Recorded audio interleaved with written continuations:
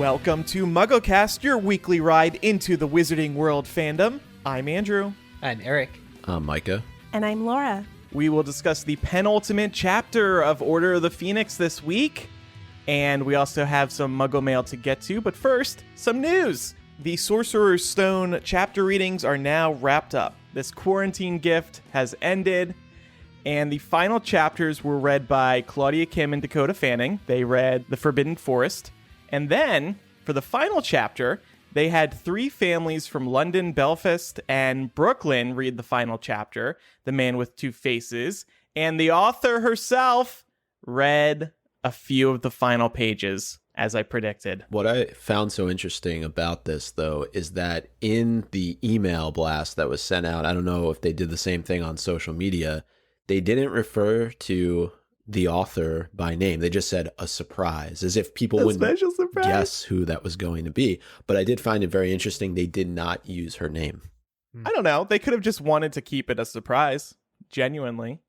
But so when I saw that, I just loaded up the video and I skipped to the end to find out who it was.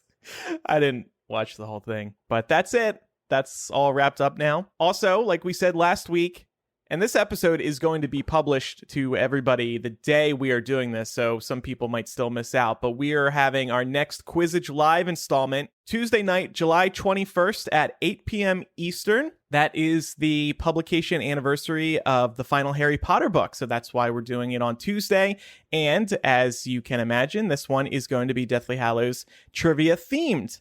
So tune in for that. Micah and Laura, you guys are working on the questions, right? We are. Yeah. Do you want to tease us? What can we expect? What do you got, Laura? You guys haven't started writing the questions, have you? Don't. Excuse me. We have. Brush up on your Horcruxes. Brush up on your Peverils. Yeah. Pay attention to the small moments. Oh.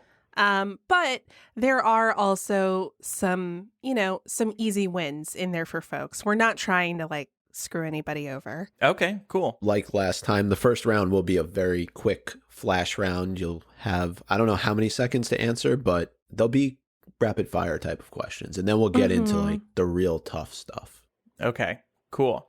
And if you missed the live event, you can rewatch it after the fact. So you can still play along. Check that out on MuggleCast.com. We'll have it embedded there. Okay, it's time for Muggle Mail. All right, this first email comes from Sarah. Sarah says, great work on the Why J.K. Rowling is Wrong About Trans People episode. In listening to the end, I noted you were planning to discuss more about Harry Potter fans, and it got me thinking about how the fandom affected people being fans of other things.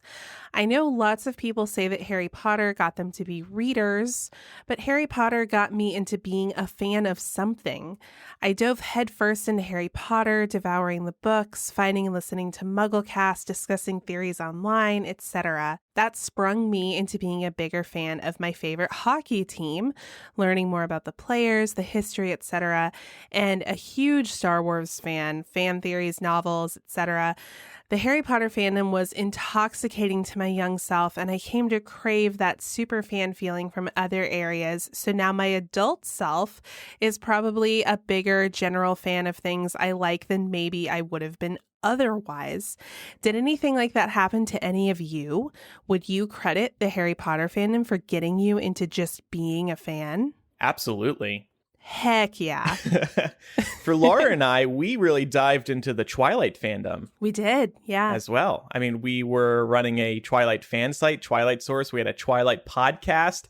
I think we were just very excited at the idea of another fandom being close to as big as the Harry Potter fandom.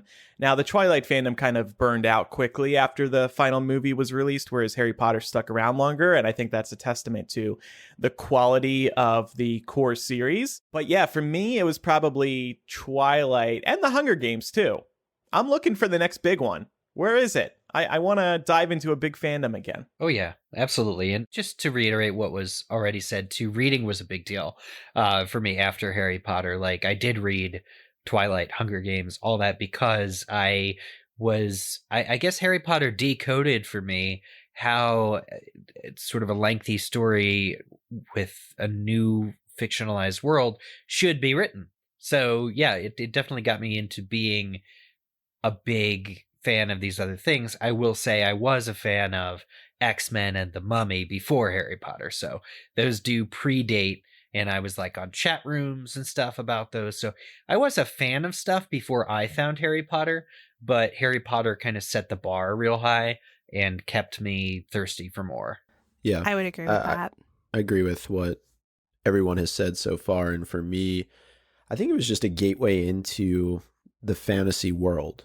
And I think about Game of Thrones, not necessarily, a connection that most people would draw between Harry Potter and Game of Thrones, but maybe it's sort of that natural progression from a more young series and then into a way more adult series. But because I think about what did I read in that area before Harry Potter, and maybe it was The Hobbit, but I had to do that because it was for school, and I never read in full the Lord of the Rings series. So I would say Harry Potter was really the starting point for me. I'm interested to know what hockey team this is that Sarah is talking about that she became so passionate about. But that's kind of a cool twist because she went from reading to sports. But then, I'm always interested to hear about how Potter opened up the door just in general for people to be really passionate readers, no matter what it was about, what the books were about at the end of the day. But you and Eric also were a part of a Game of Thrones podcast. I thought you guys were going to bring that up. I mean, that's right. Harry Potter, I think, led you to that because you wouldn't have been involved with that podcast otherwise, I think. Well, and it's so interesting to think of Game of Thrones as being a grown-up Harry Potter. It predates Harry Potter by like 20 years, or 7 years, I guess. But the real excitement came from doing a fantasy series, at least for me, that contains sex and death as well. All right, let's go. But well, and I was going to say the thing about that too that was so interesting is that you mentioned that the series started before Harry Potter. Harry Potter has now finished and has been finished for over 10 years. And yet we still don't really know how a Song of Ice and Fire series truly ends. We know how it ends on HBO, but we don't know how it ends by George R.R. Martin. So right. And every once in a while he pops up with a new blog post. I'm working on it, you guys. I promise. Winds of Windsor coming soon. Let's just hope that however he ends it is more satisfying than the HBO ending. But yeah, that's a great question, and maybe we can talk about that more in a future episode because fandom has played a huge role in all of our lives. Mm-hmm. And when you said the podcast too, Andrew, the reason why I brought up the books not being finished, it was kind of similar in the sense that we could theorize about what would happen down the road, similar to what we did after Half-Blood Prince was released. Mm-hmm. All right, this next email comes from Brandon, who says, RE not learning more about the Department of Mysteries. I agree, this is a major bummer, and I was also convinced we were going to go back to the Veil in later books. But I've come to think of the Department of Mysteries as a physical embodiment of the deepest mysteries that all humans, wizard and muggle, ponder. These include death, time, love, the universe, fate, and consciousness. These are all the things that in the muggle world I believe I can never fully understand. Therefore, I think we will never learn substantially more about their corresponding rooms in the Department of Mysteries, as that is J.K. Rowling's way of reminding us of their, quote, unknowability. I also believe the Department of Mysteries has a darker side, the militarization/weaponization of these ideas. This department is basically the science, magic research arm of the government, and in the Muggle world, this usually involves a mix of basic research and defense-oriented projects. I'm a biophysicist, but in academia. The brains in the brain room might help unspeakables learn about consciousness, but they also do a lot of damage to Ron. The Veil is described to be located at the center of an amphitheater. To me, this makes it likely an execution room, similar to, though likely older than, the execution room in MUCUZA. In both rooms, people feel a calling to the dead, with Tina seeing images of her mother as a way to make the execution process more humane. I think the voices beyond the Veil might serve a similar purpose. Thanks so much for what you do. Hope you and all your families are safe.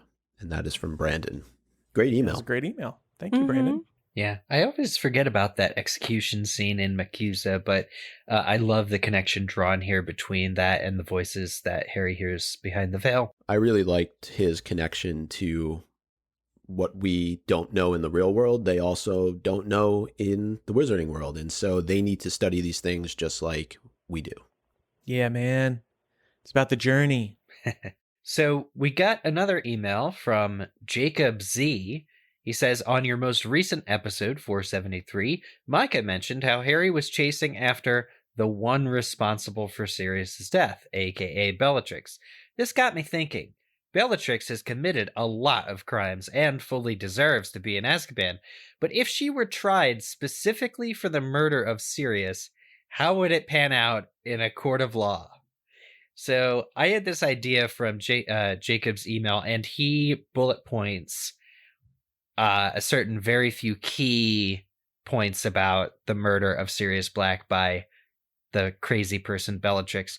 And I thought it would be great to do a little segment on MuggleCast called Wizard Court, where we each take the side of somebody's the defense, somebody's the prosecutor, somebody's the judge, and somebody's the jury. And we're just going to do a quick run through using Jacob's email as the defense for Bellatrix Lestrange. Okay. All right. And I think you assigned me as the judge, Micah as the jury, and then yourself as and Andrew as the defense and prosecution. We're going to determine whether the defense or the prosecution goes first. Andrew, pick heads or tails? Heads. Okay, I'm flipping a coin. All right. It is heads. So you, the defense, are going first. Yes. Okay, so Eric, you want me to just read his points, right? Yeah. Okay. Probably one at a time, and then I'll like rebut each time. Okay. All right. So point 1, and again, this is from Jacob. From what I can tell, Bellatrix does not hit Sirius with the killing curse. So in this sense, she does not murder him. Okay. If you toss a penny off a skyscraper and it hits somebody from way up high, sure, you didn't intend to hit somebody, but it still hits somebody and it kills them. Bellatrix is culpable for Sirius's death. Whether or not she hit him with the killing curse, the end result was his death. Okay. Defense number 2. If she intended for her curse to cause Sirius to fall through the veil and kill him, then she would seem to be fully guilty of the murder charge. But do we think Bellatrix knew about the veil? And what would happen if Sirius fell through it? If yes, she seems guilty, but what if she didn't know? I feel like it's the end result is the same. She has just murdered this other person in cold blood. She's in the death room of the Ministry of Magic. How could she not know what the repercussions of her actions would be? Ignorance is not an excuse. Stepping in here for a second, there is a difference between voluntary and involuntary manslaughter. So I would like for the jury to disregard hypothetical points about what we think Bellatrix might have been thinking. Of course, Your Honor. All right, and my final defense. One could also consider whether Bellatrix was firing killing curses towards others prior to hitting Sirius. If she was generally aiming to kill people that night, this probably wouldn't help her here in court. Bellatrix is a loose cannon. She must be restrained. Why are we even trying her? She's an escaped felon. She belongs in Azkaban. Why is she even here in this courthouse? We must seize her. Well, we must remember that she is on trial for the murder of Sirius Black. She is not on trial for any other offenses. Yeah. So she's a Death Eater. She supports the Dark Lord. do we put people in jail for supporting evil people? All right, jury, how do you feel? So this is not the official verdict. This is just us talking right now. Yeah, this is just us conferring. Yeah, you guys are talking in the judge's office. Bellatrix is a damaged individual who clearly needs a lot of psychological help. And we've seen her track record prior to this. She clearly enjoys torturing people. So it's not out of the realm of possibility that she knew what she was doing when she fired that spell. And not only that, she bragged about it after the fact, that she did in fact kill her cousin. So I'm finding it hard to come to a decision around anything other than first-degree murder. Correct. Yeah, it's... this is certainly some context that would have been helpful in the courtroom. Sorry, Judge. But yes, I would tend to agree. The evidence would seem to be overwhelming.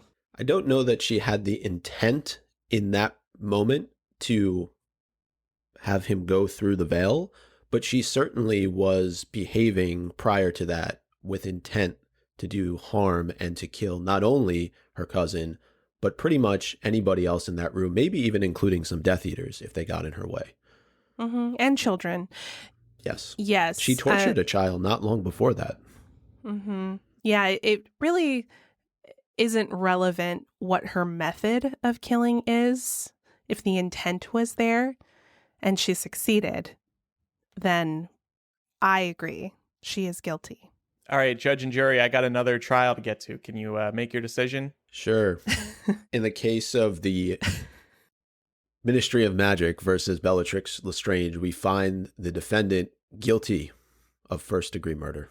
Woohoo! Celebrate good times. Come on. We're going to get lots of emails from lawyers, I have a feeling. Yep. And you know what? That was Wizard Court. Court is adjourned. I spent $2 on that. We have to play it a couple times this episode. Get our money's worth. I was like, it's perfect. That sounds just like a gavel. It is a gavel. There you go. Okay, so before we discuss the penultimate chapter of Order of the Phoenix, I want to give you the ultimate advice for your mouth. Did you know 75% of us use old, worn-out bristles that are ineffective, and even more people forget to floss daily? Ugh. Good health starts with good habits, and this week's sponsor, Quip, makes it easy by delivering all the oral care essentials you need to brush and floss better. That means brushing for 2 minutes, twice a day, and flossing regularly. Quip helps you do that with their electric brush, which has sensitive sonic vibrations with a built-in timer and 30-second pulses to guide you through a full and even clean. I love the Quip because it's lightweight, it's quiet, and it's thinner than other electric toothbrushes. It gives you the best brushing experience. Dentists strongly recommend brushing for 2 full minutes, and they also recommend electric toothbrushes. If you've been to a dentist, you probably heard them say these things. You know it's true. I've been a user of electric toothbrushes for a decade now, and my dentist is always happy with my work. And that's why you gotta try Quip. Quip brush heads, toothpaste, and floss refills are automatically delivered on a dentist-recommended schedule every 3 months for just $5 each. It's a friendly reminder when it's time for a refresh and to stay committed to your oral health. And shipping is free. Join over 3 million healthy mouths and get Quip today starting at $25. And if you go to getquip.com/muggle right now, you'll get your first refill free. That's your first refill free at getquip.com/muggle. You'll see that coupon activate once you get to checkout. Again, it's spelled QUIP.com/muggle, MUGGLE. Quip is the good habits company. And now it's time for chapter by chapter. This is a very big chapter. We might be here for like 3 hours discussing this. Yeah. You ready? Get some coffee or water or a pillow, whatever you need. Because Dumbledore tells Harry allegedly everything. And so, yeah, this is Order of the Phoenix, chapter 37, The Lost Prophecy. And we'll start with our 7-word summary. Dumbledore tells Harry some of the truth. Yes, Hey. That's what I was hoping for. All right. You did it. And that's basically the chapter, everybody. We'll see you next week for Fantastic. episode 475. I told you we should Psych. summarize. Yeah, that's a great summary. It doesn't do much for details, but it encapsulates this. And it took us 36 chapters to find, and I would say even more than that. This, and I know this came up, Andrew, when we were texting pre-show about how this is really 5 books in the making, this whole conversation. This was a huge reveal at the end of Order of the Phoenix because we get so much information out of this conversation between Dumbledore and Harry, and yet the great part about it is it's not even the full truth. And Right. we'll talk more about that and some comparisons to Deathly Hallows a little bit later on. But let's start back in Dumbledore's office when Harry first gets there. And you were saying everything earlier, Andrew. Well, everything seems to have repaired itself, according to Harry, during the headmaster's absence. And I just thought that this was a little bit weird because I didn't think anybody had been in Dumbledore's office. Umbridge has her own office somewhere in the castle. So is this just meaning that after he disapparated and there was that whole skirmish that went on with Fudge that it's been repaired? Because I would think it would have been totally fine from the last time he was there. I'm just saying I don't even know why it would be damaged to begin with. I think it's just due to Dumbledore's tumultuous exit. Yeah. Oh, that's a good point. I think the suggestion here is that Dumbledore's office is somewhat sentient and can repair itself. Okay. I think the Sorting Hat took it upon itself to clean up a little bit. And it sang. It probably, it leaned over and a broom came out of it, and then it picked it up somehow and swept. Oh, Yeah. I think this room's not pretty. I'll tidy up today. Oh, keep going, Andrew. You got the whole song. The headmaster would want it that way. After all, he's gay. Yeah, true. Well, along those lines, one of the portraits says, "It's been very dull without him, very dull indeed." So I want to know, does Dumbledore throw parties on the down low when nobody's around? It's I just him think and the so. portraits? The portraits, the Sorting Hat, Fawkes, Minerva. I bet she comes in for some late night gossip sessions about what's going on at the castle. Maybe some Netflix binges. I could see Dumbledore getting drunk Oh, on sherry and talking at any portrait that'll listen to him. There must be some rules about what the portraits overhear and can take with them elsewhere, though. Like, I was thinking about this during this chapter, but all of these portraits are there when Dumbledore tells Harry not everything. And I think that's just really opening the whole world up to a lot of, like, it's basically a security issue if those portraits ever go and tell someone else. Yeah. Sort of like how in journalism things can be off the record. I would assume that by default, anything that's said in Dumbledore's office is off the record. They can Got hear it. it, but they can't report it elsewhere. yeah. Right. It's a You bit know. of a brotherhood or a sisterhood of all the former headmasters and Right. headmistresses that whatever's said here stays here. And I do think that we get some really great interaction between Harry and some of the portraits, and there's a few establishing moments, particularly from one of the portraits, and I don't know that we ever learn who it is, but they say that Dumbledore thinks very highly of Harry and that he holds him in great esteem, and I just think that that is laying the groundwork for what is about to follow in this entire conversation, because we know that Dumbledore acts the way he does because of the fact that he does think very highly of Harry and does hold him in high esteem. Yeah. But it's a quiet few minutes inside of Dumbledore's office, and Harry is really inside of his Harry is really inside of his head the whole time, and he continues to blame himself for what happened to Sirius. And I think, though, that's totally normal. The wound is still extremely fresh from what has just happened hours ago. And I don't know that he ever gets over what happened to Sirius and feeling blamed for being responsible. Yeah, and it's barely even hours that have passed. I mean, we're reading these chapters 1 week at a time, but I think it's really only like a half hour, 45 minutes, you know? Yeah. So Yeah. the wound is still very open and very fresh. And it's kind of surprising that Dumbledore does want to talk to Harry so quickly. Like, maybe give him the night at least Oh, yeah. to grieve. Right.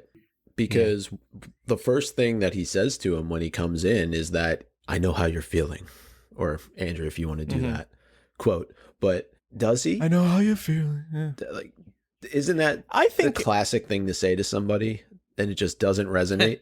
yes. Right. But let's talk about why Dumbledore might be feeling that way. Is it because he's also lost somebody? He's probably lost a lot of people. I think the person who jumps to mind quickest is Ariana, but maybe Dumbledore can also relate to Harry over the fact that they've made big mistakes, you know, as Dumbledore cops to later in this chapter. And Harry's feeling like he's made a big mistake. Dumbledore's made some big mistakes too with Harry. Yeah, and given the fact that, you know, Dumbledore's not quite sure who cast the deadly blow that killed Ariana, he carries that with him. He'll never know if he was the one who was directly responsible for killing his sister. So I think in that regard, he can definitely understand how Harry's feeling, because Harry certainly played a part in creating the narrative that allowed Sirius to die. And Yeah. I just think, though, that the way that he approaches it with Harry, you know, it was mentioned, why not give him a night to just kind of rest and try and process some of what's happened. The nature of the conversation isn't even, I'm sorry. That those aren't the first words that come out of Dumbledore's mouth. It's, there's no shame in what you're feeling. This proves you're still a man. Like, all these quotes, they just seem so disconnected. And Dumbledore blames age a little bit later on. I think this is an age moment for Dumbledore in not knowing how to properly interact with a teenager in this moment. Well, if his primary goal were to comfort Harry, I think he would give him more time. But his primary goal, I think, really throughout this chapter is to cover his own ass. So he needs to relay very specific information to Harry. A compromised Harry is all he's going to get. And he needs to kind of, quote, explain, end quote, like, sort of some of his reasoning behind not telling Harry the full story. But at the end of the day, it doesn't really hold a lot of water. Like, this information should have been shared with Harry from the beginning of this book. Dumbledore even sort of acknowledges that. But yeah, Dumbledore is just trying to cover his own ass. I don't think he's actually trying to relate to Harry in these moments. He's asking for forgiveness without actually apologizing. Mm-hmm. You know, I think also tonight Dumbledore has seen the effects of what an uninformed Harry will do, and he needs to stop that dead in its tracks, because Harry is now grieving, he's upset, he's angry. Who knows what he would go out and do if Dumbledore let him out of his office right now.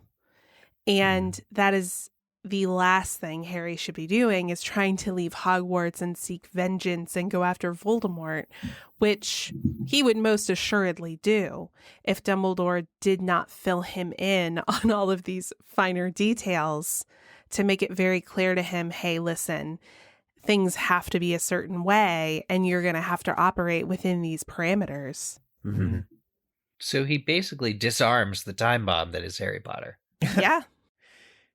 Did anyone else find it kind of funny how this played out with Dumbledore refusing to let Harry leave? Yes. Like, this could have been multiple pages, in my opinion, of just, let me out. No. Let me out. No. Let me out. No. Sounds like something from a Harry Potter musical. Like, I could see them doing a bit.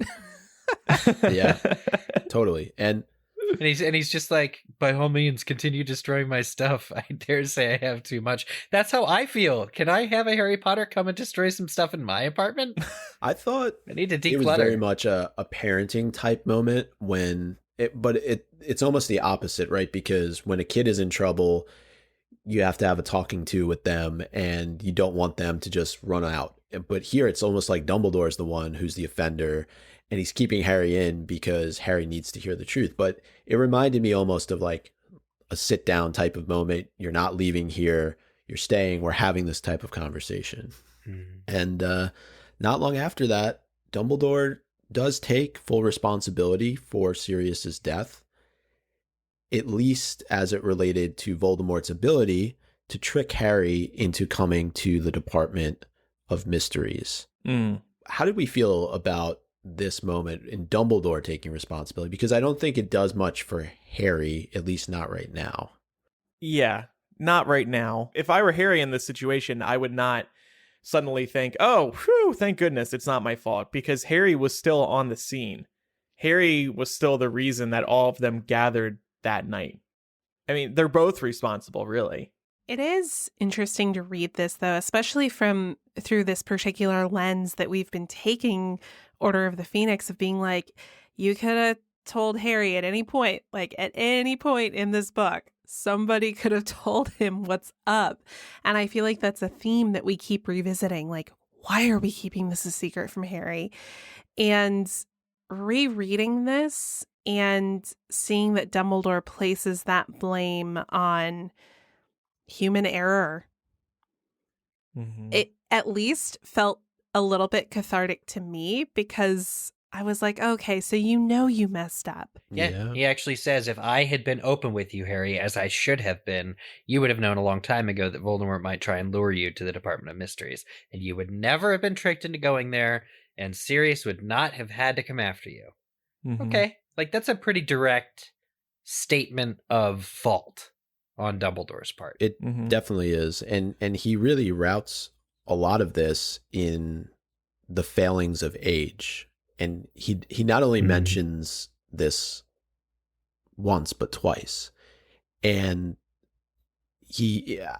I'm just wondering, is it right for him to almost be having a senior moment here, Eric, as you asked? Like, he says youth cannot know how age thinks and feels, but old men are guilty if they forget what it was to be young, and I seem to have forgotten lately. This is like a misdirect. This is like because up till this point, like Dumbledore has just shown himself to be the most competent wizard in the entire universe right now, by his performance at the Ministry of Magic. There can be no doubt that there's nothing Dumbledore can't handle. And then for him to come to his office and be like, I'm sorry, Harry, I'm old, and I love you. It's kind of a cop-out, and it's unfair. Now, in the next book, when he's got his hand decrepit and the curse is wearing on him, we do get a lot of Dumbledore's mortality in the next book, but we're just not there yet. So him blaming his own age or saying that his age makes him more removed from Harry's situation could not be further from the truth. Like, Dumbledore is very actively hiding behind age as an excuse, in my opinion. I actually understand where Dumbledore is coming from, though, because he is around 150 years old. That means he's literally 135 years older than Harry. So yeah, he might forget what it was like to be a child, because that was a really long time ago. Do any of us vividly remember our life 10 years ago, 15, 20? No, I mean, those memories fade over time. So add an extra 100 years to those memories. Yeah, and also just think about when we were young. I mean, we're still young, obviously, but when we were when we were young, when we were teenagers, we all remember the adults in our lives who did not relate to us very well because they didn't know how to deal with kids. A lot of people forget what it's like to be young. Yeah. And good people forget what it's like to be young. And I think that's totally possible for Dumbledore here. Yeah. But it's still a misdirect. Like, forget being young. He forgets how to be human. You don't need to learn how or understand how to be young. Harry is grieving. Harry's grieving the loss of his uncle. Like, you can relate to Harry on a human level without knowing more than two things about Harry. He has just lost his godfather, and he feels responsible. Dumbledore is really going to say, I'm sorry, Harry, I'm disconnected from you because my age. Really? I can see both sides. I don't really of this. I don't really think that's his intent. I think we know what he later goes on to say about his, affection for Harry playing into this too. And I think we've all had a moment where we don't want to break bad news to somebody that we care about because we don't want to hurt them. Oh. It is a massive internal struggle that Dumbledore is going through, because he hasn't just protected Harry since he arrived at Hogwarts. He's been protecting him for his entire life. And so I think that what he probably wasn't anticipating, and he mentions this, is that closer than relationship that he talks about between headmaster and student. And Dumbledore is a grandfatherly type figure for Harry, maybe even great-great-great-great-grandfather, since Andrew said he's like 150 years old. But yeah. Harry hasn't had that many established father figures in his life, and those that he has had, he's lost. And I think you see throughout this chapter, if you're able to put aside some of the shortcomings of what Dumbledore says, that Dumbledore does really care about Harry. Even the portraits mention it early on in the chapter. That's why I wanted to bring that up, because I think it establishes a lot of what Dumbledore is about to explain to Harry and why he's done things the way that he's done them. But at the same time, I do think Dumbledore is playing the long game here, and he loves Harry, there's no question, but he's also in his own mind trying to figure out, how do I defeat Voldemort? And Harry is now the answer to that question.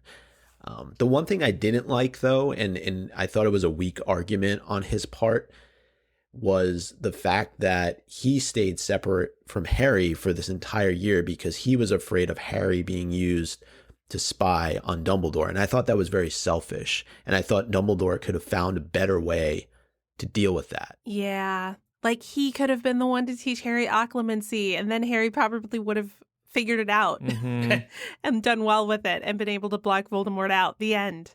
Yeah. Yep. Dumbledore just cares about winning, I think, is the real problem here. I think part of him cares for Harry in his own way, but if you really look at this chapter as a whole and you consider all the things Dumbledore is not telling Harry at this moment, which we'll get into in another moment, you realize that this is just another Dumbledore con. This is just a little entice him with a little bit of information here.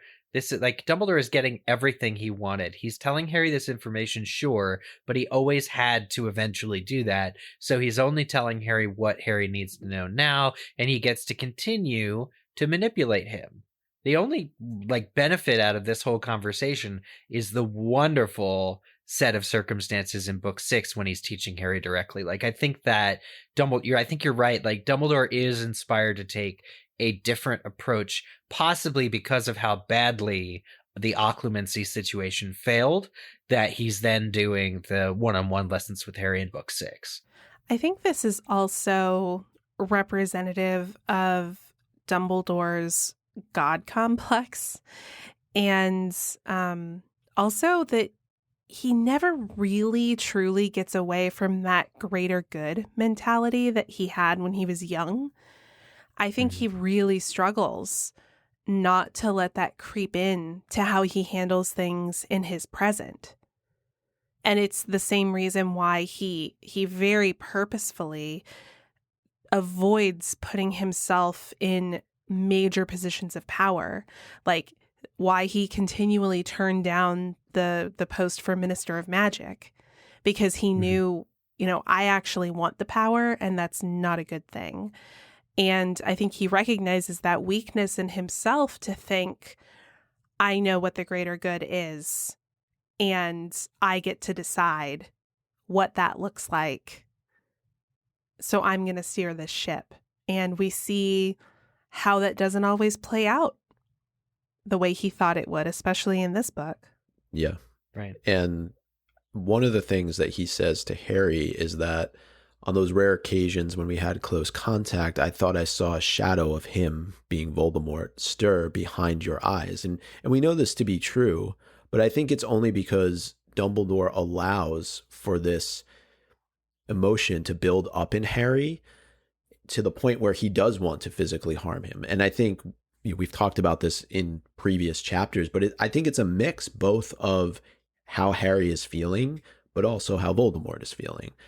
And I don't like this argument because, again, Dumbledore could intervene here and find a better way to mitigate the situation. Harry is with his friends, right? He's in Grimmauld Place, which is the headquarters of the Order of the Phoenix. So Dumbledore is fine with Voldemort being able to penetrate Harry's mind inside of Grimmauld Place and see around the headquarters of the Order of the Phoenix, but not for him to be in a room with Dumbledore. It doesn't make a whole lot of sense to me. It seems like a flawed argument. Yeah. I mean, if Harry really does have this huge defense against Voldemort thing in his ability to love, Dumbledore would need only trigger that anytime he's worried about Voldemort spying on him and Harry. Like, he should just... Dumbledore could have private occlumency lessons with Harry this year, but at the beginning of every one of them, have him talk about how much he loves Sirius or something like that. Like, just like saging the air, like just getting Harry to bring that up so that Voldemort would be deterred. Yeah. Well, speaking of spies, we have two of them that play a big role in what Harry learns in this chapter. And the first of them is Kreacher.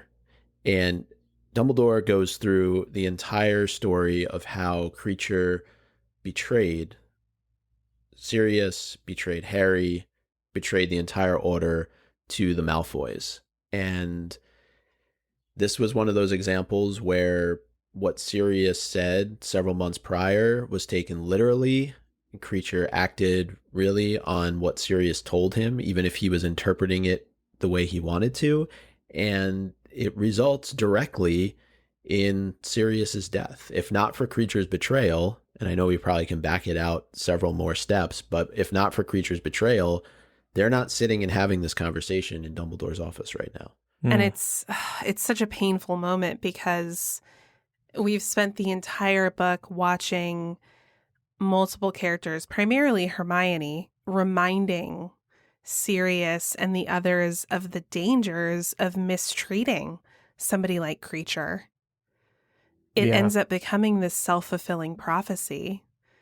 And Dumbledore, I think he states it perfectly, that Kreacher is what he has been made by wizards. And it's just gut-wrenching as a reader because you're being forced to confront the idea that this man you're mourning, this man Harry is mourning, was a flawed guy, right? Like, he, in some regard, is responsible for his own downfall because he caused this situation with Kreacher to be so out of hand. Yeah, and there was, I thought, an interesting connecting the threads moment here in this revelation. We learned that the way that Kreacher drew Sirius away so that he wouldn't be there when Harry called him through the fireplace was he harmed Buckbeak. So Sirius had to go tend to him.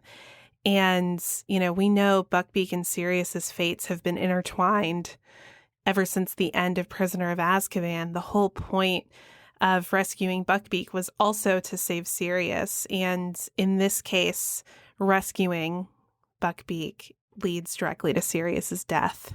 Man. This is why Buckbeak should not have been housed at Grimmauld Place. But he was, too small of a room for him anyway. But he and Sirius are fugitives together. They have no Oh, choice. let Buckbeak run free. They can't. No, he can. Put him in the Forbidden Forest or something. They'll be fine. Could dye his feathers, right? Yeah. They all look the same, don't they? It's just a little magic, right? It's not like they're going to throw like a red paint can over him or something. Yeah, I would have flown Buckbeak over to another country. Problem solved. Give him to Newt. Newt's still around. I mean, he's old AF, but He can handle Buckbeak. But anyway, yeah, I wanted to go off of what you were talking about earlier, Laura, with the fact that Kreacher is what he's been made by wizards, because Dumbledore makes a really great connection back to the fountain from the last chapter. And he says that the fountain we destroyed tonight told a lie. We wizards have mistreated and abused our fellows for too long, and we are now reaping our reward. And I think it's a tie not only to the last chapter, but it's a tie back to what we saw in the forest with the centaurs and Umbridge, and even before that with Hagrid. The fact that Dumbledore is saying this, I think, is really important for future books as well, and the relationships. right. I mean, he's recognizing that we're stronger if we're united, but we have so damaged our relationship with other members of our community that that unity is on thin ice, if not already broken ice. And if you're to compare it to the statue that shows up in Deathly Hallows, I think that you could probably draw some interesting parallels, because while the magic is might statue is in fact very direct, and this fountain of magical brethren is also, it's indirectly showcasing wizard dominance over all these other creatures. It's just not as flashy as the one we see in Deathly Hallows. So they're not all that different, I guess, is what I'm trying to say. Right. No, you're completely right, because I think the Fountain of Magical Brethren is described as like having the house elf and the goblin and the centaur all looking sort of like in awe at the witch and wizard, like very clearly positioning the witch and wizard as being the leaders, the chosen ones, right? So it's definitely implied that is the social structure of this world. And the magic is might statue is just more honest about some members of the magical community definitely viewing it as a hierarchy and themselves as being at the top of the totem pole. Yeah. I think it goes back to what you said on the last episode, almost like this fountain and what it represents is almost like it's hiding in plain sight. What it truly means. Mm-hmm. Just one other thing on Kreacher before we move on to Snape. Dumbledore mentions that he was able to persuade Kreacher to give him the information he needed. And I'm just wondering what that entails, because Dumbledore is on his soapbox here talking about proper wizard house elf relations and relations with other creatures. But yet he says that he's able to persuade Kreacher to get the full story. So I want to know what exactly that means. Slapped him around. I don't know. I mean, it's a question, because when Harry gets Kreacher to tell the story of what happened with Regulus, doesn't he do so via empathy? Like he connects to the elf. I do not think Dumbledore, who's, by the way, like on his way to the Ministry to fight what is sure to be Voldemort, is going to take his time trying to get to know Kreacher in order to convince him to tell the truth. Like, Dumbledore had to do some quick magic that absolutely would have forced Kreacher, against Kreacher's own will, to confess exactly. Although he does say Kreacher laughed, so maybe it's not exactly that difficult. So he tickled the truth out of him. Well, wait, didn't Dumbledore say he used his legitimacy skills to find out? Well, like, he didn't actually read his mind, but he can tell when somebody is being truthful or not. So he could tell that he may not have been telling the truth, but then he also mentions that he was able to persuade him to give him the information he needed. So I'm just curious what that means. And again, it's kind of contradictory to everything that he's saying about the fountain a little bit later on, because if he forced him in that moment to get that information physically or with magic, then... Well, Dumbledore's into knitting and house elves like clothes, so Dumbledore made him something. Maybe he showed him how to knit. It was a knitting session. Make your own clothes. And then Kreacher was like, okay, I'll tell you. We're best friends now. No, I think I could see this being... One, Kreacher is clearly very proud of himself. And two, we know Dumbledore is a skilled legilimens, so he can start picking up on some of the omitted details and kind of start persuading Kreacher in a conversational manner by being like, Yeah. Okay, so, I could see him being like, so how did you draw Sirius away so that Harry wouldn't see him? And then Kreacher's like, oh, haha, I hurt the hippogriff, Yeah. So I could see it going like that. Spy number 2, Snape.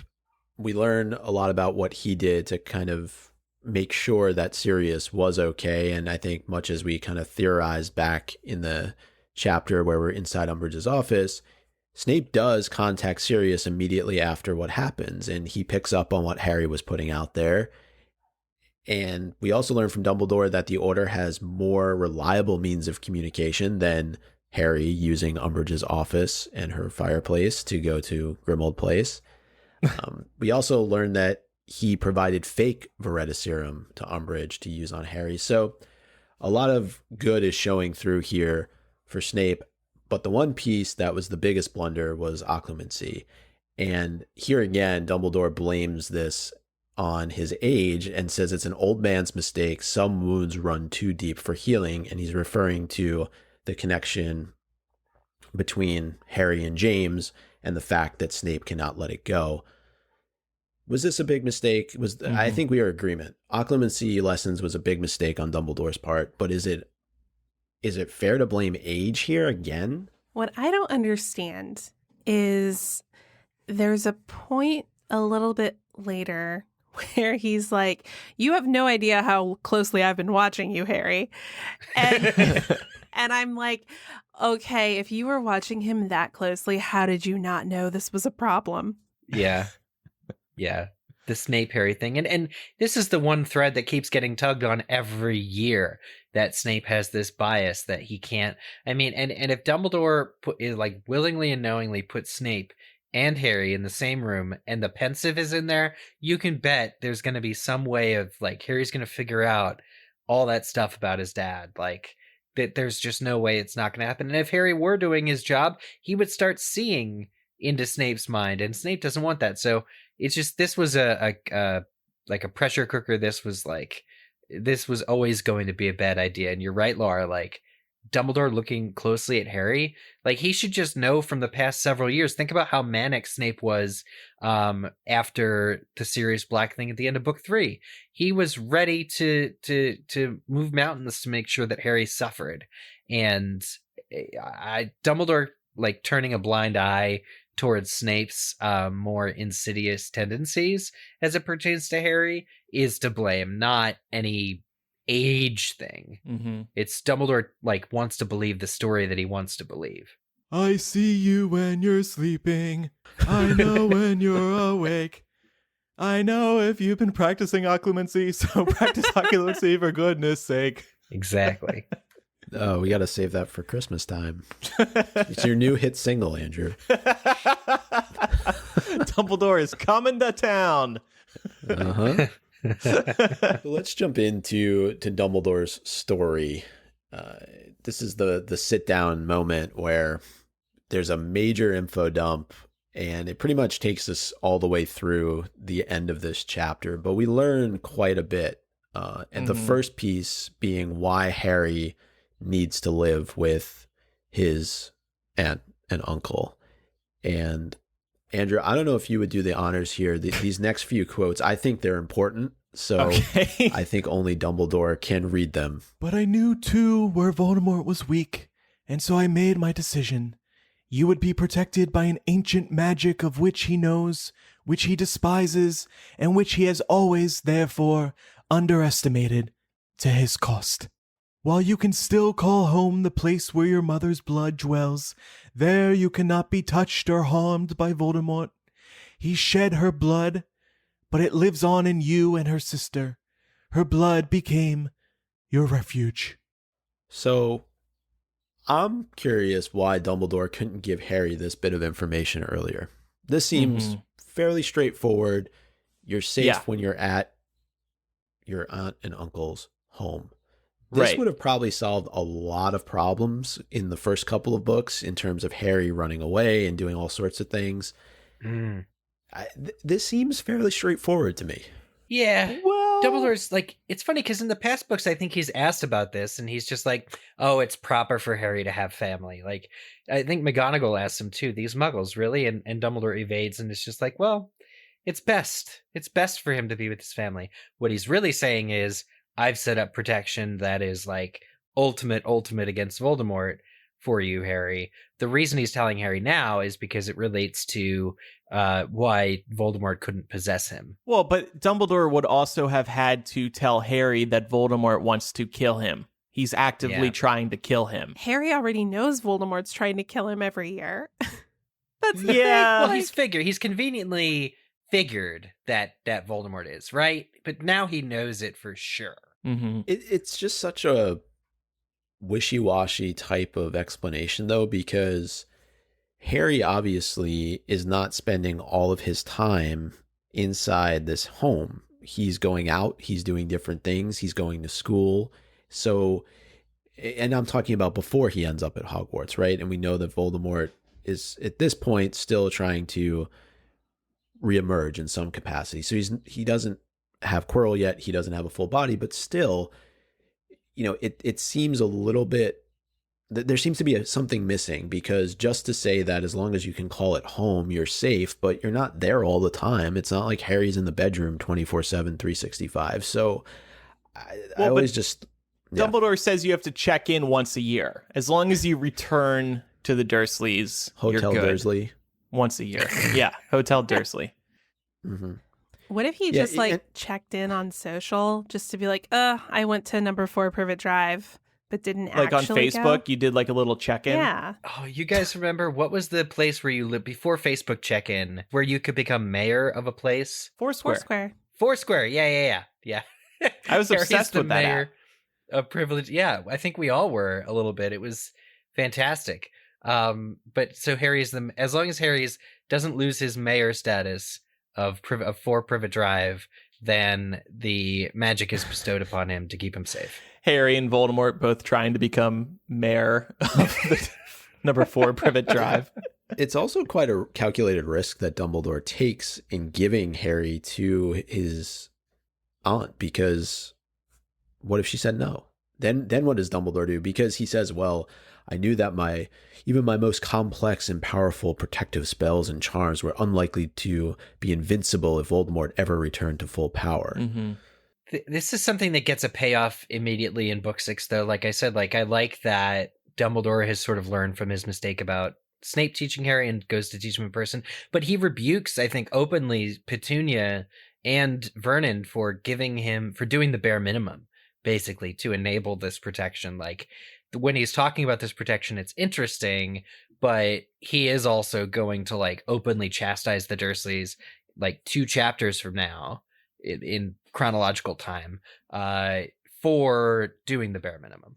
Mm-hmm. Dumbledore then just kind of goes into his excuse rant, is what I like to call it, where he kind of talks through all the years that Harry has been at Hogwarts up until this point and why he couldn't tell him the truth, or why he failed to tell him the truth. He uses the fact that he cared about Harry too much, and that was the biggest barrier to him burdening him with the prophecy, which we're going to talk about a little bit later on. But I'm not in disagreement with Dumbledore here. I don't think that him not giving him the full information in year 1, maybe year 2,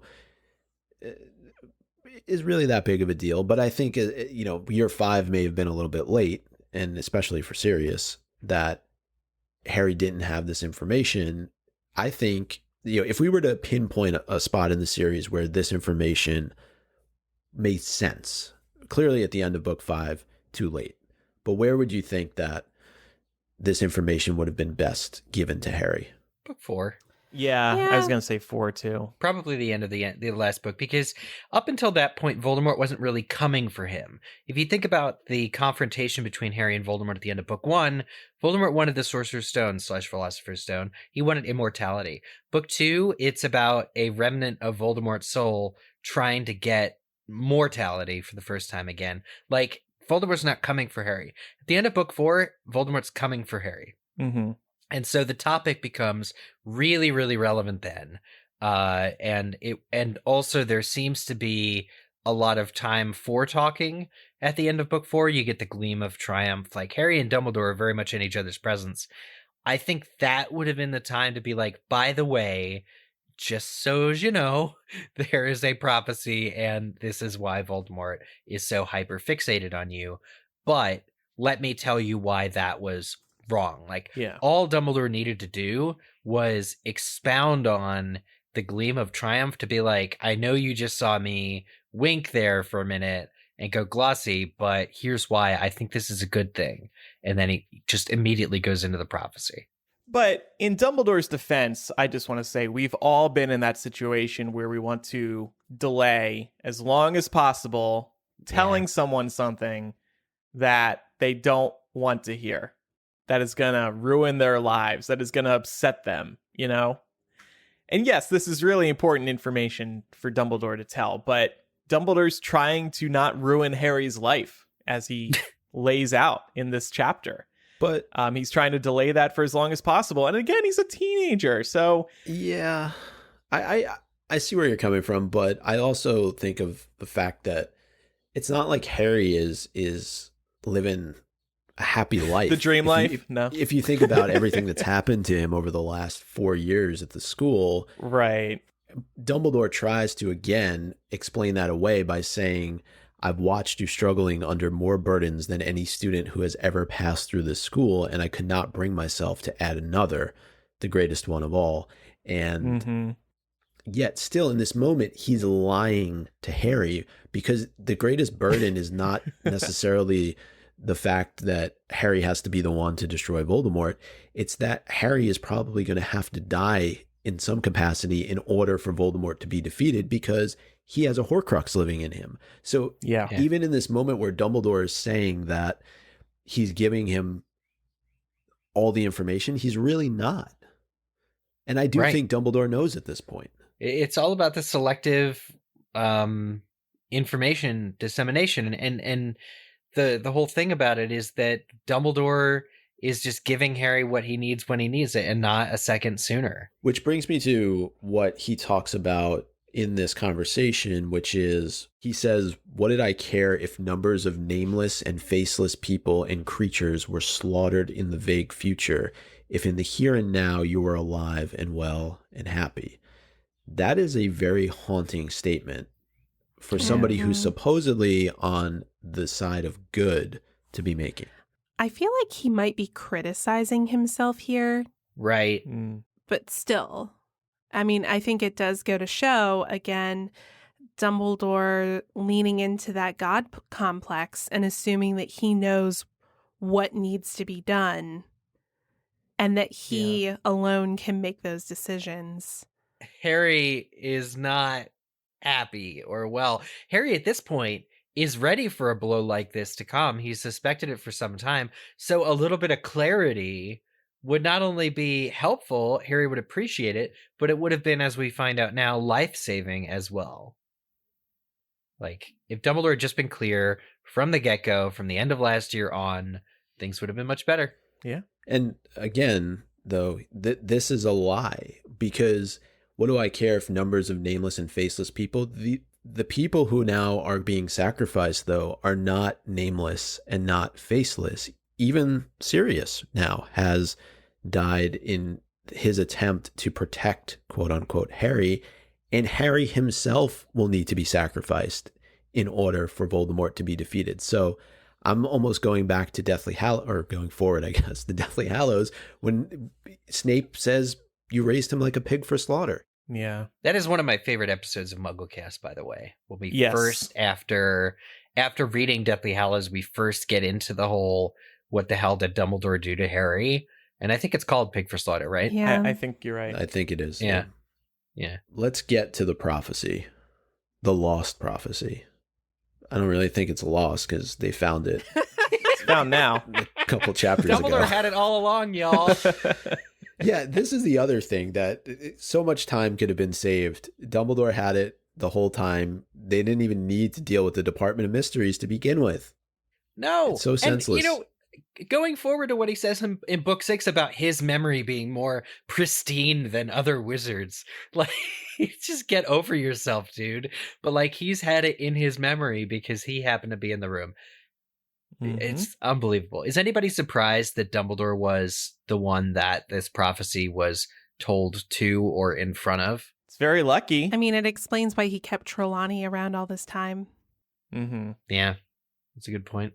Now, Dumbledore / Trelawney, Dumbledore, Andrew, that's what I'm going to call you. Are you able to give us a little rendition of the first part of this prophecy? Oh, sure. Just the first part? That's fine, actually. That's probably all my throat can take. The one with the power to vanquish the Dark Lord approaches. Born to those who have thrice defied him, born as the 7th month dies. Thank you. You're Go welcome. get some water. Okay. So I wanted to talk about Harry and Neville and what I view as being their biblical counterparts here. Harry's story arc is very much reminiscent of the Christ story arc.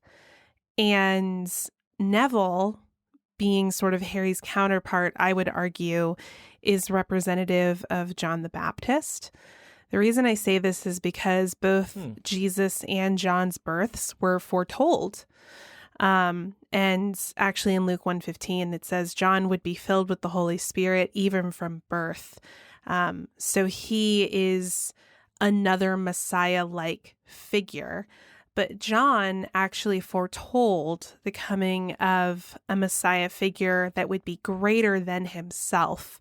And what I think is so cool here is that this prophecy could have referenced either Harry or Neville, but Neville was born before Harry. So it kind of mirrors that same story arc of John foretelling Jesus's coming, because Neville was born on July 30th and Harry was born on the 31st. So I thought that mirrored that relationship. Interesting. Definitely. Yeah. I doubt that is coincidental. No, not at all. I mean, especially if you read final chapters of Deathly Hallows and then you compare them to the resurrection of Christ, there are some striking similarities. Interesting. Very cool. But anyway, I digress. And Yeah. I can't remember if J.K. Rowling has talked about her faith before, but I'm almost certain that is a factor in all of what you've just referenced, Laura. Yeah, she is definitely Christian. And I would be very surprised if this wasn't all quite intentional. You hear that, Laura Mallory? Better unburn those books now. Yeah, and I think that's very common for, if you are religious. I don't know how religious she is, but I'm also thinking about songwriters. If they're religious, they will frequently reference the Bible in their writing. Well, yeah. You write what you know. I mean, look at other fantasy authors like C.S. Lewis, also deeply religious, and you can find a number of religious themes and story arcs in his writings. Yeah. So, Aslan. Yeah, God. Yep. Old Testament God. Cranky God. So the first part of this prophecy basically means that the person who has the only chance of defeating Voldemort for good was born at the end of July. Laura referenced Neville as being the other possibility. This happened nearly 16 years ago to parents who had defied Voldemort 3 times. I'm curious what both Frank and Alice Longbottom and James and Lily Potter did to defy Voldemort 3 times and what that looked like, because I feel like that would be cool to read. Yeah, I want that too. And what's the difference between like a directly defying and indirectly defying? Like, does signing up for Dumbledore's club, the Order of the Phoenix, count as defying Voldemort? Probably not.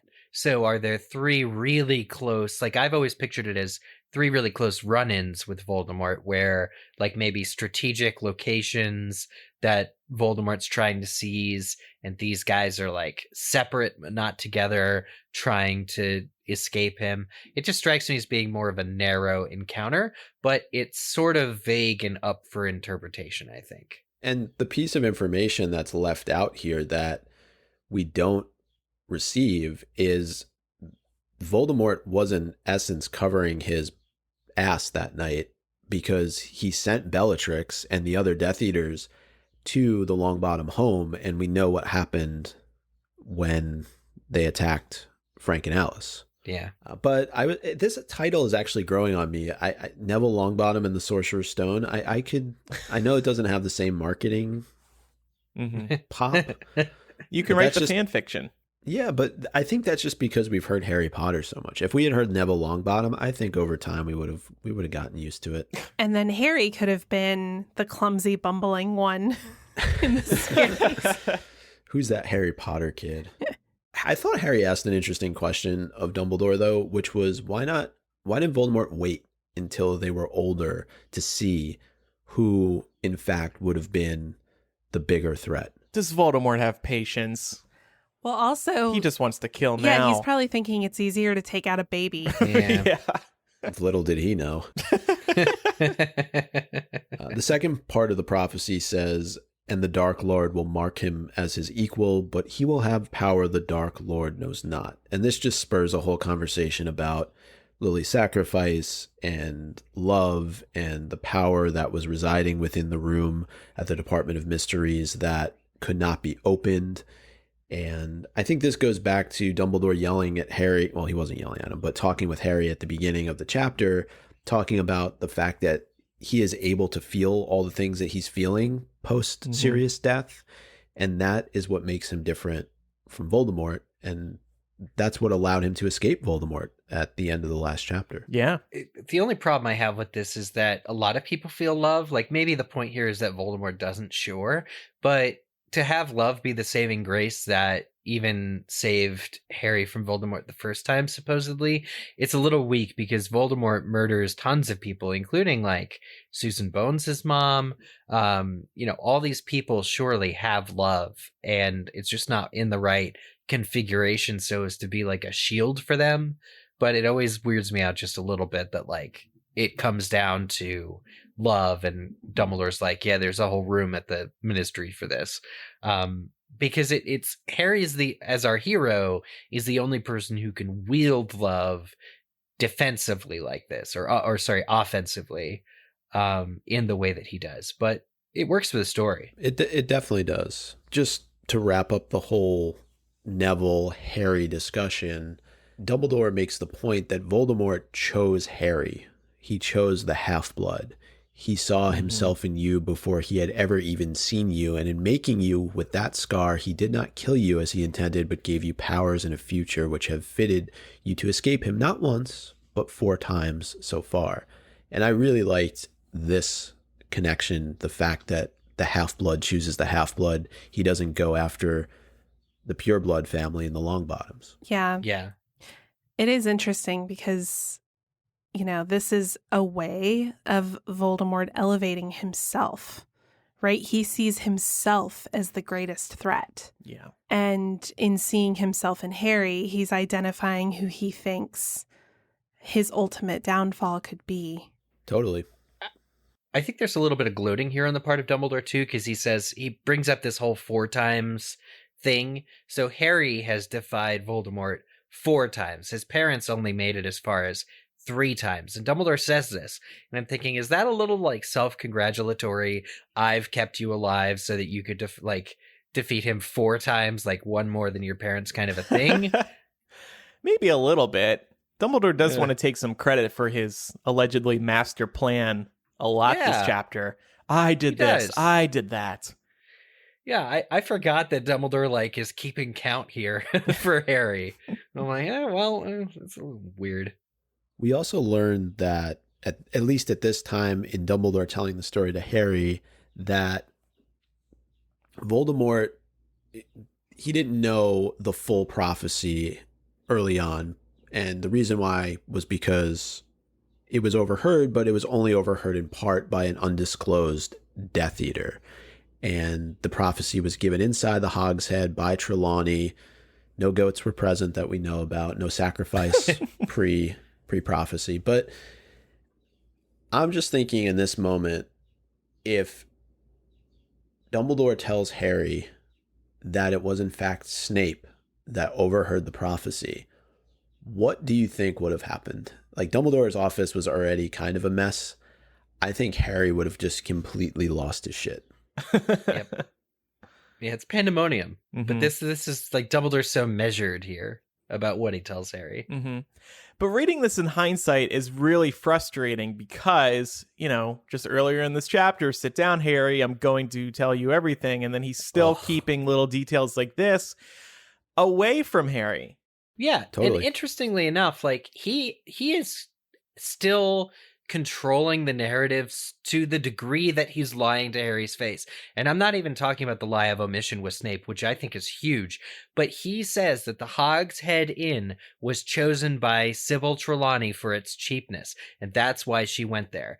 We know that the reason the Hogshead was chosen when Dumbledore was interviewing Trelawney is precisely because Dumbledore's brother is the bartender / owner there. And Dumbledore thought it would be best to have a little bit of backup. Dumbledore is conveniently, once again, omitting Aberforth from the entire narrative. And so when Aberforth is like picking up Snape and overhears him and stopping the whole thing, it doesn't come into play at all. He's continually protecting his own, meaning Dumbledore's interests, and lies to Harry. Like something as small as Sybil chose the meeting place seems like a small lie, but it ultimately unravels the greater plot in that Dumbledore has completely from day one been orchestrating this, and he orchestrates the revealing of this info to such a high level that nobody can compete with it. And it's an insulting remark because he's calling Sybil a cheap ass. I mean, cheapskate. Ultimately, he's setting Harry up to only find out information when he deems it appropriate, right? Because Harry can't find out the full truth at this point. He doesn't think that Harry can know that he needs to sacrifice himself until the very end. But that's underestimating Harry, and it's insulting to at the same time say, I care too much about you that I haven't told you the truth until now. And then for Harry to get up from that conversation, and he still hasn't been told everything. And then he only hears the truth through the pensieve. He doesn't even hear it from Dumbledore directly. Right. And I think the whole Snape bomb would have made it impossible for Half-Blood Prince to have existed the way that it did if he knew the truth about Snape and the fact that Snape betrayed his parents to Voldemort in terms of at least giving him the prophecy. And yeah, I just think he never would have allowed Snape to go up on the astronomy tower without physically trying to intervene. It's like the whole dynamic between the two of them, not that it's great in Half-Blood Prince by any stretch, but it just never would have worked. So now, and I agree with you, but so now does it mean that this is really smart for Dumbledore to stop telling the truth here? Yeah, I think so. I mean, the last piece of the prophecy, either must die at the hand of the other, for neither can live while the other survives. I mean, that's a big enough gut punch to Harry to task him with the responsibility now of being the one that has to kill Voldemort in the end. Yeah, there's only so much you could take, I guess. Yeah, and I like, Andrew, what you have here about it is a self-fulfilling prophecy, right? Because it's one of those things where prophecies only tend to be fulfilled once people hear them and act on them, and in some ways try and not to have them happen, right? They take steps to, like, they think like they're trying to avoid it, but in essence they're fulfilling it by doing that exact thing. Yeah. Oedipus is a great example. Yeah, and this is the funny thing about this whole book series. It's just Voldemort hears about this prophecy and then decides, well, I gotta take care of this now. I gotta kill Harry because only one of us can live. And it's all because some crazy woman uttered a couple of sentences to Dumbledore in a cheap bar one night. The cheapskate? That's how the greatest stories start, in a cheap bar. We should start making prophecies in dive bars. Just start screaming random things. Here's a new segment of the show where we pull out our voice memos and reveal prophecies that we have made the night before in cheap bars. I'll do it. One of you, let's go to a dive bar together. I'll start yelling random things. Once you can finally go to a dive bar. Oh, yeah. Right. And then I'll get banned from the bar for screaming in it unnecessarily. We need like a voice converter, Andrew, that like we can speak and your voice comes out in that raspy prophecy voice that you did. But before we wrap up the chapter, I just wanted to go back to Dumbledore and the fact that throughout all this, and there's a lot of information that gets dropped on us here in this chapter, it's still not clear to me anyway, aside from saying that he cares about Harry, why he chose not to give him more information earlier on. And I think there's still a responsibility on his end or I should say he should be taking responsibility for that fact. And I don't know, like I'm disappointed in Dumbledore in this book. Yeah, This sums up how I feel about the book as a whole. I know in a couple episodes we're going to like do an overall thing, but this moment with Dumbledore, what you just said, Micah, about how it doesn't really, when you think about it, excuse Dumbledore's actions. This book is full of these moments that we just have to live with, like Sirius's death. It's coming the whole book. Sirius suffers. He's cooped up. All this stuff. Then all of a sudden, he's got to rescue Harry, so he leaves. Reckless dies. And this whole book is just like that. So it's not meant to excuse, like, Dumbledore's actions. Like, he offers some apology, but I think at the end, it's not gonna cover or cut it completely. It's just one of those things that you have to, like, Harry has to live with. Because ultimately, those are the choices that Dumbledore made.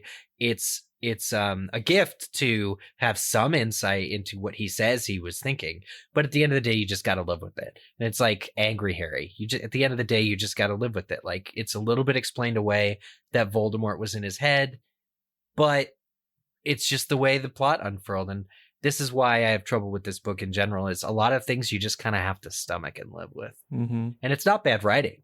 On the contrary, I think it's important to have a story that isn't neatly wrapped up about midway through, because it keeps the fight going. Yeah. I agree. I think it's very selfish in a way for Dumbledore to act the way that he does. It's almost like, don't look at me. Don't look at me. You can't look at me. Like, grow up, bro. Like, you're 150 years old. Yet a 15-year-old can't look at you because you're afraid of what's going to happen. He's not going to like jump into your mind or physically attack you. I think even though that's what he's afraid of, I just this whole like approach that Dumbledore takes is very unlike Dumbledore in terms of how practiced and methodical he is. And I think, I think I had it somewhere in the document, like, for how smart he is, he just makes so many simple mistakes. Yeah. No one's perfect, Micah. I know. If I ever see any of you at a bar again, I'm going to go in first. And then when you walk in, I'm going to scream, "The one with the power to podcast approaches!" You will get a lot of looks. I love all these new segment ideas that we're coming up with sort of towards the end of our book 5 read. And all of this like info dump wraps up with like an off-color joke about, hey, so also you were wondering why I didn't make you prefect? Dun. Yeah, exactly. So it's a weird, like, again, about Dumbledore controlling the situation to a T. He decides when the convo is over, and that's like him de-escalating. Right. Like, by the way, one has to kill the other. And in case you were wondering, I knew your workload this year would be enough. It didn't brighten Harry's spirits, though. No. Yeah. And doesn't that, it kind of sucks for Ron a little bit. It's like, it's literally Dumbledore being like, womp, womp, womp. I would have given it to you, Harry, but I knew you were going to be busy. This is Ron Erasure, people. Poor Ron. I would have given it to Neville. Yeah. Yeah, it's true. He's like, you are the runner-up, so I'm going to make you prefect. All right, so that's the chapter. Big chapter, like we said at the beginning. No umbrage in this chapter besides a passing reference or two, so the suck count still stands at 114. So let's jump to MVP of the week. I'm going to hand it to Dumbledore's various gizmos, who fell to Harry's wrath. I'm going to give it to Dumbledore for lying through his teeth convincingly. I'll give it to the portraits for the warm welcome they gave Dumbledore upon his return, but also for some of the knowledge they dropped on Harry before Dumbledore showed up. I'm going to give it to Snape, because without him, this all would have been way worse. True. Now let's rename the chapter. Order of the Phoenix, chapter 37. I'm going to earmark this one for the info dump. Okay.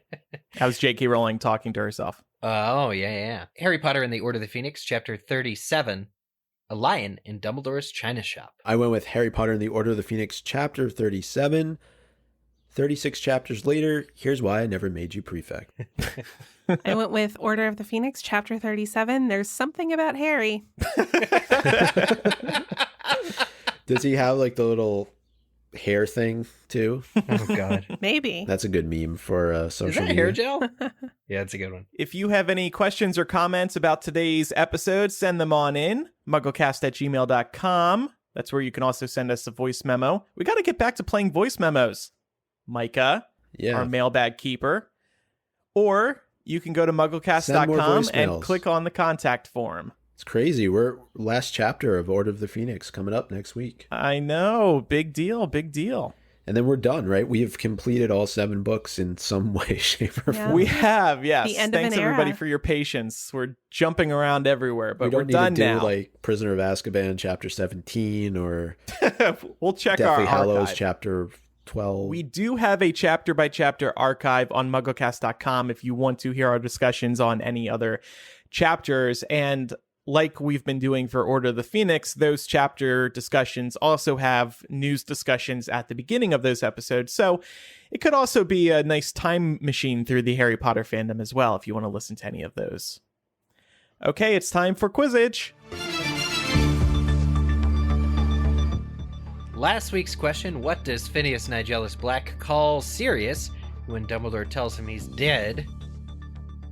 He says, my great-great-grandson, the last of the Blacks. Last of the Blacks. We just ruminate on that for a little minute. That's very depressing. The whole bloodline is snuffed out. Gone. Snuffles.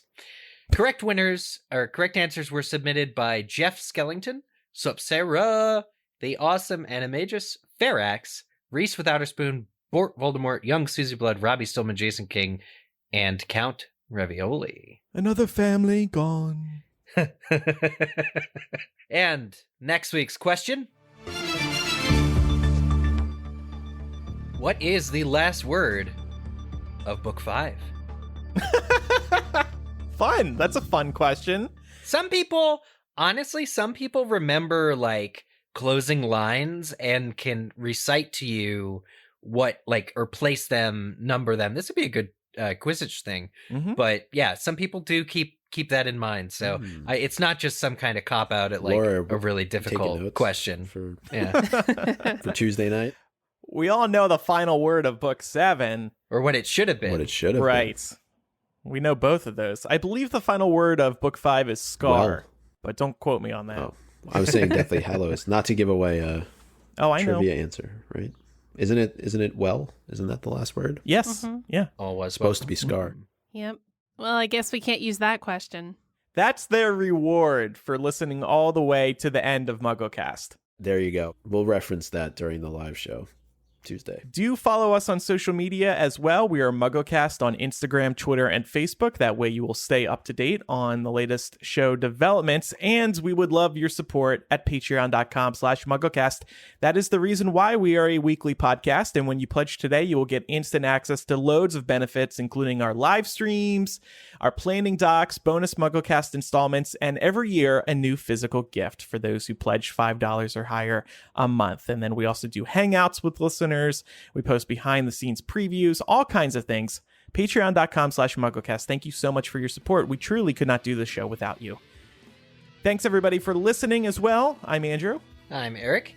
Micah? And I'm Laura. See you next time. Goodbye. Bye. Bye. This podcast is adjourned.